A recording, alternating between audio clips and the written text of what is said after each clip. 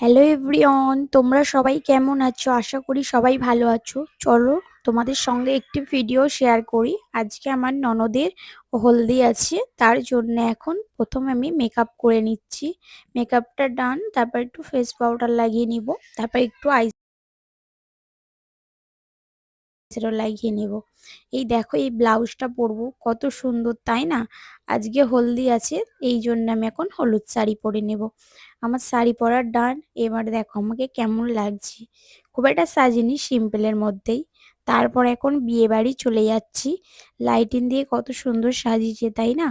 তারপরে যাওয়ার পর প্রথমে আমাদের নাস্তা দিয়ে দিয়েছে, ক্ষীর, রুটি, চা আর অনেক কিছুই ছিল। তারপরে এইগুলো এখন খেয়ে নিলাম। নেয়ার পরে কিছুক্ষণ একটু এদিক ওদিক ঘুরে নিলাম। আমার ননদদের খেতে বাকি ছিল, ওরাও এখন খেয়ে নিচ্ছে ফাইনালি। তারপর এখন সব খাওয়া দাওয়া করে আমরা একটু ব্রাইডের কাছে চলে গেলাম। গিয়ে অনেক কথাবার্তা হচ্ছিল, হাসি ঠাট্টা সবকিছুই হলো।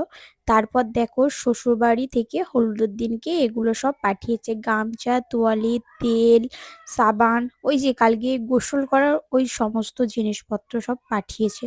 তারপর আরো অনেক কিছু পাঠায়। তারপরে এখন এগুলো সব আমি গুছিয়ে রেখে দিচ্ছি, আর অনেক কিছু ছিল আমি সবকিছু দেখাতে পারিনি। তারপর এখন খাওয়ার জন্যে আমরা চলে এলাম। ফাইনালি আমরা এখন বসে পড়েছি। দেখো আমার ছেলের দিকে দেখো, কতটা দুষ্টু, কত অন্যায় করছে।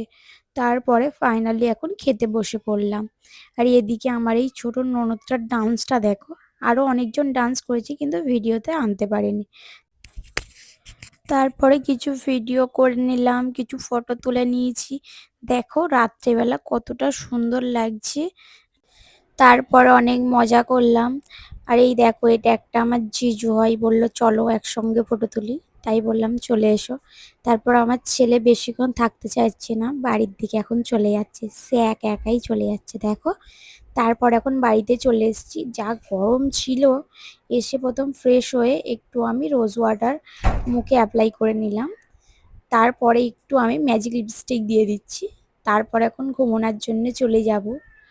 বাই। আমার খুব ঘুম পেয়ে গিয়েছে।